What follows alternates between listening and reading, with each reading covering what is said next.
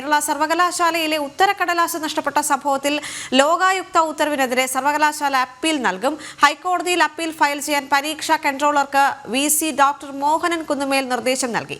പരീക്ഷ എഴുതാൻ കഴിയാത്ത വിദ്യാർത്ഥികൾക്ക് വേണ്ടി അടുത്തയാഴ്ച വീണ്ടും സർവകലാശാല പരീക്ഷ നടത്തും.